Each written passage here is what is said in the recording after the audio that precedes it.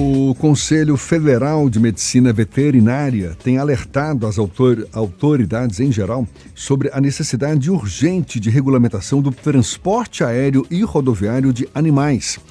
O Conselho considera que a questão é de extrema importância para o bem-estar e a segurança dos animais, passageiros, profissionais da aviação civil e de transportes terrestres também. Sobre o assunto, a gente conversa com o assessor técnico do Conselho Federal de Medicina Veterinária, o médico veterinário Andrei Teles. Oi, Andrei, seja bem-vindo, bom dia. Bom dia Jefferson, bom dia Ernesto e todos os ouvintes do programa Isso é Bahia e da FM à tarde. É uma satisfação poder contribuir aqui com vocês. Prazer todo nosso, Andrei. Recentemente a gente teve esse episódio envolvendo a morte do cachorro Joca em um voo da Gol. Inclusive ontem vários tutores de pets fizeram uma manifestação no aeroporto de Salvador em protesto contra a morte de Joca. Qual é a posição do Conselho Federal de Medicina Veterinária sobre a urgente necessidade de regulamentação do transporte aéreo e rodoviário de animais? Antes de tudo, a gente externa mais uma vez votos, de consternação em virtude do desfecho, em virtude do ocorrido. É uma situação constrangedora e que ninguém deseja que ocorra, e que se repita. Antes de falar de aspectos voltados à regulamentação e aquilo que a gente discute, eu reforço que o Conselho Federal de Medicina Veterinária é uma entidade consultiva e, portanto, estamos à disposição para contribuir com aquilo que for necessário, no sentido de dar subsídios, suporte à reestruturação ou à estruturação de normativas que possam se configurar, se caracterizar como sendo efetivas na prática. Entrando então agora na questão que você coloca aqui para mim, a gente se preocupa muito com o aspecto do transporte quando ele ocorre não na cabine, porque para a cabine existe normativa da ANAC que traz alguns elementos que norteiam ali a conduta, que normativam como ela deve ocorrer, traz alguns critérios que tornam claro tanto para a companhia quanto para o dono do animal. Só que em virtude do porte, da raça e de outras características, outros animais são transportados no porão ou ainda em aviões de carga. O que tem que se deixar claro, e é um dos pontos que a gente coloca aqui nas nossas discussões enquanto conselho, é que ainda que ele seja despachado no porão ou em avião de carga, o pet ele não é mercadoria, ele não é bagagem, ele tem sua exigência do ponto de vista do bem-estar, principalmente, para que seja submetido a condições que repercutam o mínimo possível em alterações de estresse.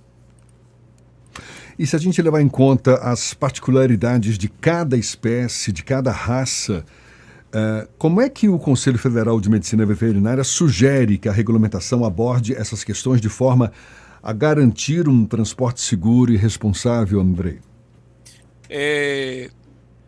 Agora, na quinta-feira, dia 2, nós estaremos participando de uma audiência pública com a ANAC, Agência Nacional de Aviação Civil, e vamos ver quais são as questões que serão postas à tona. Estamos estruturando aqui tudo aquilo que tecnicamente nós visualizamos como sendo essenciais para essa discussão, tá? E nas particularidades que envolvem raças, portes distintos, as recomendações normalmente elas surgem do colega médico veterinário quando ele faz a avaliação do animal. Então, um passo essencial, um passo fundamental, que sem ele o animal não embarca, é o atestado sanitário. Então, associado a isso aí e considerando que o porte do animal, quando ele atinge uma determinada altura e peso, que não permite que este seja transportado abaixo do banco, abaixo do assento, à frente do passageiro, que é o dono do animal, todo ele vai ser transportado no porão do avião ou numa condição ou num avião de carga. Lembrando que o porão ele tem controle de temperatura, ele tem uma série de características que, de certa forma, ajudam a diminuir um pouco o estresse do animal. Todavia, a gente não pode esquecer que a ausência do dono, odores diversos ali, distintos, que estejam no ambiente onde esse animal está sendo posto, né, ou no porão, ou no avião de carga, para ele chama muita atenção e gera expectativa, ansiedade, além do escuro, né, o ambiente é escuro, e do barulho da turbina. Então, são aspectos ali, são fatores que também contribuem para que o animal ative, né, o modo estresse. E aí tem alguns riscos associados a isso aí. E quais seriam, bom dia, aqui é Ernesto falando, quais seriam as medidas que poderiam ser adotadas a partir de agora e que também não causem algum tipo de desconforto para passageiros que não têm pets, ou que não gostam de animais de estimação, enfim. Porque os aficionados por pets fazem a campanha agora para que esses animais viajem no mesmo compartimento dos passageiros. Isso é possível, essa convivência? Bom dia, Ernesto. Veja bem, existem alguns projetos de lei que traz na sua estrutura textual a previsão de que, pelo menos aqueles animais considerados animais de companhia, indispensáveis à pessoa, animais de suporte, animais de suporte emocional, que eles possam embarcar, só que está em discussão e a gente sabe que o caminho é longo para que a gente consiga ver a evolução disso aí. Nesse sentido também, o Conselho tem se posicionado, tem sentado, discutido, tem convidado alguns parlamentares para que nós possamos analisar juntos, ver ali qual de fato é a ideia, para que possamos dar a nossa contribuição nesse sentido, de maneira a assegurar a integridade física e emocional, tanto do pet quanto do dono e de outros passageiros. Tá? Você trouxe uma questão antes disso aí, e agora me fugiu aqui, mas foi sobre. Você pode repetir, por favor, Ernesto? Então, sobre essas mudanças na legislação e possibilidade de conflito entre passageiros Pronto. que têm Os pets aspectos, né, e que não têm pets, né? que podem contribuir também Isso. para o bem-estar, quais são as medidas.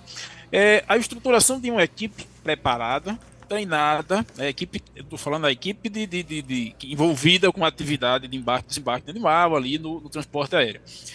Então, a estruturação de uma equipe, a implantação de protocolos operacionais relacionados ao manejo animal, desde do acolhimento dele na companhia até o embarque e o desembarque no destino final. Tá? Condutas que devem ser dispensadas ali na caixa de transporte, um movimento suave, longe o máximo, né, distante ali de barulho, temperaturas absurdas, seja tanto o frio excessivo quanto o calor excessivo, que em casos de observar que o animal está tendo algum problema, algo fora ali do que é normal, que os aeroportos, pelo menos aqueles que tenham atividade de embarque e desembarque de animais, possam contar com a equipe de médico veterinário, o permanente, o temporário, de acordo com o fluxo ali de animais, que exista essa comunicação entre aeroportos, vai chegar um animal tal, no dia tal, hora tal, para que exista um plantão ali de forma de suporte. Então, assim, são questões que a gente tem discutido internamente e que em momento oportuno iremos levá-las como uma forma de se preocupar um pouco mais com o cuidado desses animais aí no translado até chegar ao destino final. E outro ponto, né, que a gente também tem pensado aqui é o rastreamento da caixa, né, rastreamento digital, monitoramento, de forma que no protocolo interno da companhia não exista o descaminho ali, né, a mudança de rota que pode trazer então desfechos como esse aí que for lamentável. Agora, André, a gente está discutindo muito esse assunto no país inteiro pela comoção que gerou aí o caso do Joca, né? Agora, vocês têm registro de situações semelhantes com outros animais, até outros tipos de animais, e que não tenham repercutido tanto? Me parece que a gente está discutindo um assunto importante, sério, mas com algum atraso, né? Porque algumas medidas, como você acabou de explicar para a gente, algumas medidas as companhias aéreas já poderiam vir adotando para dar mais segurança para os animais, não? É, é muito provável que situações como essa tenham ocorrido já em outras circunstâncias e que por algum motivo não tenha tomado, não tenham surtido um efeito, uma repercussão como esse aí do caso do Joca. Talvez até porque, ultimamente, e não é coisa de um ano, nem dois, nem três, mas essa discussão associada ao bem-estar animal, ela tem tomado corpo. E isso é importante para que a gente possa ter uma compreensão melhor sobre a vida do outro que está sob nossa égide, ali, no nosso domínio, né, nosso cuidado. Então, talvez por esse motivo, né? E hoje a gente tem uma mídia muito atuante, a mídia que está em cima de todos os fatos, tudo hoje é gravado, é documentado. Isso ajuda, porque se de repente um desfecho como esse tem ocorrido, né, e ficado ali escondido, talvez nós não estivéssemos tendo essa discussão que estamos tendo agora, talvez não dessemos a atenção necessária para que outros casos não ocorram e ainda não extrapolássemos, né, como é hoje, inclusive hoje pela manhã eu estava conversando com outro colega aqui, para que a gente possa incluir nessa discussão o aspecto do transporte PET rodoviário, que é outro ponto que a gente sabe que acontece, né, que ocorre, né, existe essa modalidade de transporte e que provavelmente entre uma situação ou outra ali pode ser que aconteça casos semelhantes ao que aconteceu na companhia aérea. Até porque o compartimento de transporte de carga dos ônibus não tem a mesma condição ambiental dos aviões, né? Mais complicado fazer esse transporte isolado dos passageiros, né? Bom, de todo modo, tem aí uma situação de possibilidade de conflito para se administrar entre pessoas que amam seus animais de estimação e, claro, com todo direito querem vê-los bem cuidados, e pessoas que não usam tanto assim, não curtem tanto esses animais, e no meio do caminho, autoridades e as companhias aéreas, as companhias de transporte, né? Isso, pois é. A gente está nessa discussão toda porque o foco é exatamente a defesa pelo bem-estar dos animais num voo como esse ou num transporte terrestre. Você, Andrei, e até para a gente encerrar, você já disse que o transporte de animais, especialmente no porão dos aviões, já provoca uma tensão natural, não é, sobre o animal, é o barulho da turbina, o saculejo que está sujeito ao voo também. Mas quais são os principais riscos à saúde e ao bem-estar dos animais durante uma situação como essa? Cada organismo se comporta de uma maneira diante de fatos ainda que semelhantes, né? Se eu tenho 5, 8, 10 animais expostos à mesma condição ali, climática, ambiental, ou que seja suficiente para desencadear um comportamento de estresse, cada um tende ali, em linhas gerais, a responder de uma forma. Considerando que os animais, quando eles embarcam, né, antes de embarcar, como eu deixei claro aqui para todos vocês, ele é submetido a uma avaliação clínica do médico veterinário, ele recebe um atestado de sanidade, ele consegue embarcar. Outros fatores intrínsecos ali, particulares, né, associados ao organismo animal, podem eventualmente ser desencadeados em virtude de fatores externos, como são essas ações que a gente colocou, de escuridão, de mudança de temperatura, altitude, turbulência. Então, não tem como prever. Muito embora, né, nós tenhamos ali, quando uma situação muito interessante, que é quando o animal atestado, ele embarca, ele está com todos os parâmetros vitais ali dentro do esperado, o risco de que situações fora do controle possam ocorrer, elas são minimizadas, tá?